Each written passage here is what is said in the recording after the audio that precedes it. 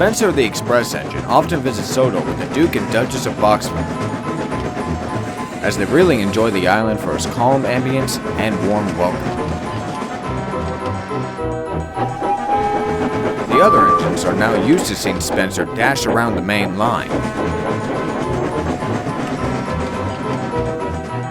Unlike the first time we got on Sodor, where everyone stopped to see the new silver engine flash by.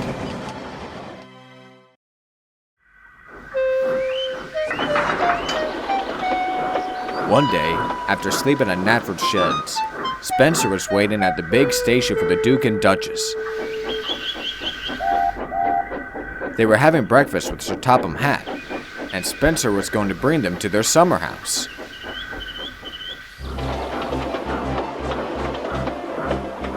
Next to him, on the first platform, Percy had just brought the express coaches, and all the passengers were climbing on board.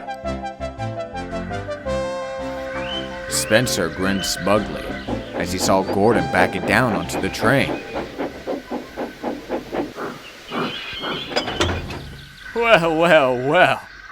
If it isn't Mr. Big Blue Engine himself.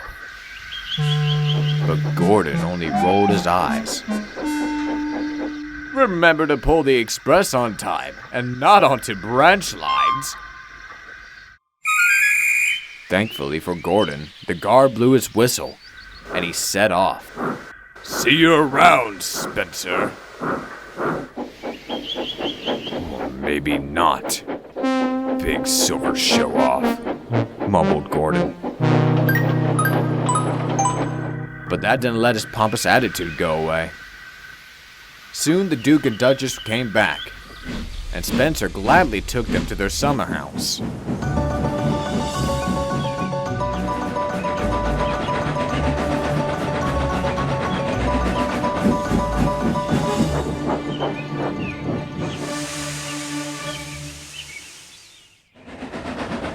On his way back to Natford, he met Henry just outside Edward's station. He was making up for lost time, but one of the large tops had came loose and was about to fly away. His driver had to stop the train to fix it, but ash had started to accumulate in Henry's smoke box, and he suddenly began sneezing. He wasn't glad at all to see Spencer. Again, Henry, or are the trucks too much for you? No, I'm not.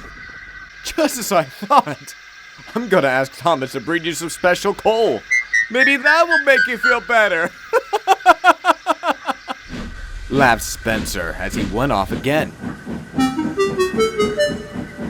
Oh, that's Spencer. I see that arrogancy and snobbishness runs in the family, huh? Even Gordon's more humble.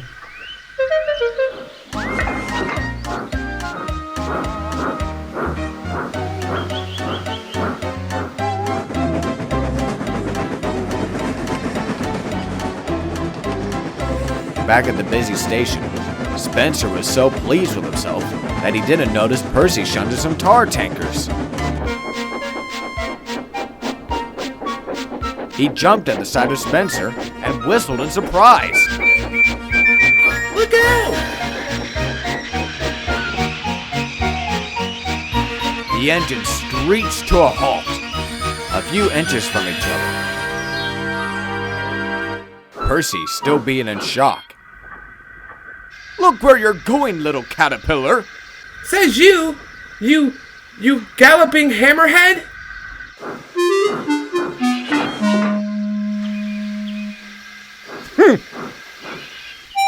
The big engine paid no notice to what Percy had said and puffed silently away.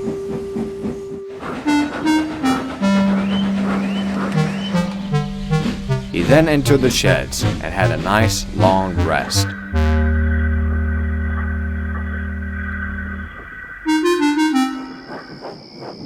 Later that night, the sheds were unusually noisy, as all engines had something to talk about. The annoyance that Spencer represented. That's Spencer. He's all puffed up in his smoke box.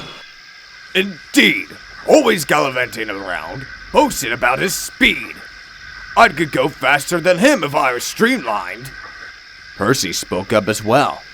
And he's always so arrogant. Today he would have covered me in tar like a robe by crashing into my tankers if I didn't stop in time. He either laughs at engines pulling trucks or tries to race whoever is pulling coaches. What does he even know about trucks? I'm sure his shiny brass buffers have never touched a single truck ever, James added. He needs a good lesson. Suddenly, Edward spoke up. I might have an idea that could work. All the engines looked curiously to Edward and listened. The next morning is when they put their plan into action.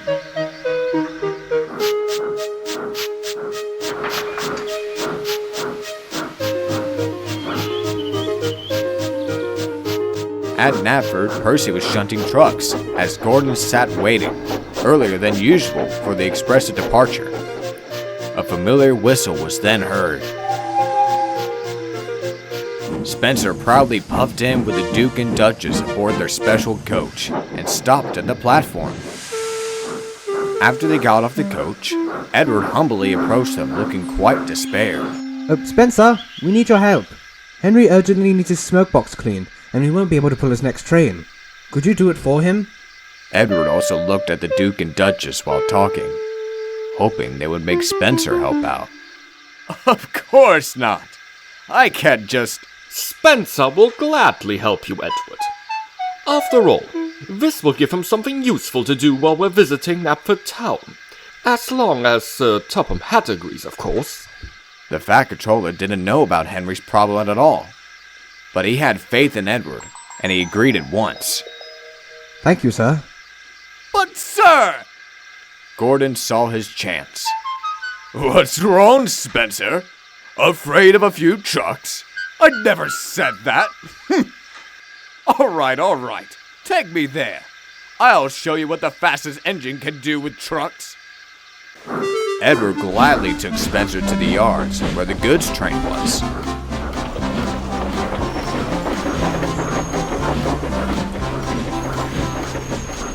Spencer was quite surprised at the sight of it. It was very long and fully loaded up with tarps of all shapes and sizes. Some of the trucks being rusty and dirty. Nevertheless, Spencer was determined to not get overwhelmed by a simple freight train. He wanted to teach Gordon a thing or two. This train has to be delivered to Kildane. Now off you go, Spencer. And thank you again. Right. With a whistle, the big engine went off.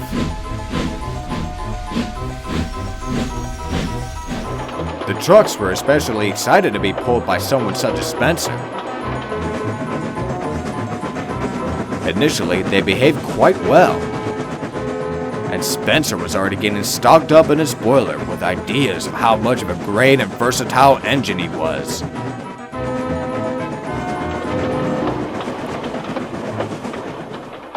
But Spencer's problem didn't come until Gordon's hill was in view.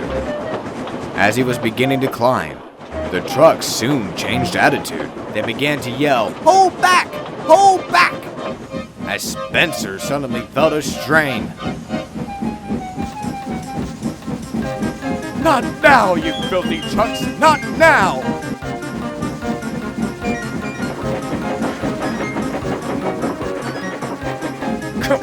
Come on! He puffed. But the trucks were already laughing and holding Spencer back. They were halfway up the hill when Spencer's wheels began spinning under the weight of the train, screeching loudly. He kept pulling and pulling, but they weren't going anywhere. Then there was a snap. The rusty coupling came loose, and the whole train began rolling down the hill, while Spencer jerked forward instead. Oh no!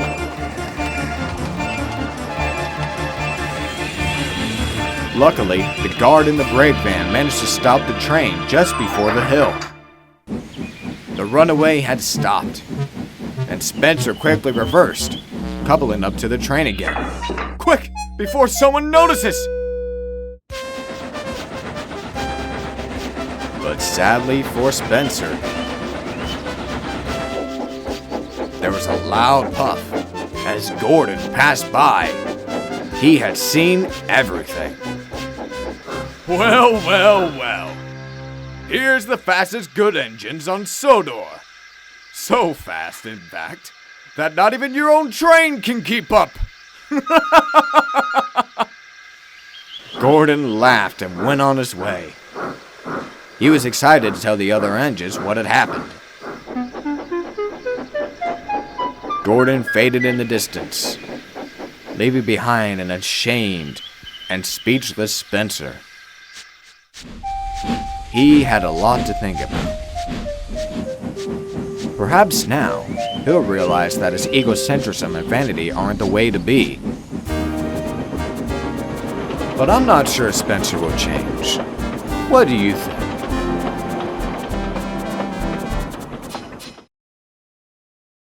Cheers, I think, but here's a little cheer, and a lot of people like it. It goes like this. Rat shit, bat shit, dirty old twat. 69 assholes tied in a knot. Hooray! Lizard shit, fuck! Rat shit, bat shit, dirty old twat. 69 assholes tied in a knot. Hooray! Lizard shit, fuck! Fuck you, Spencer!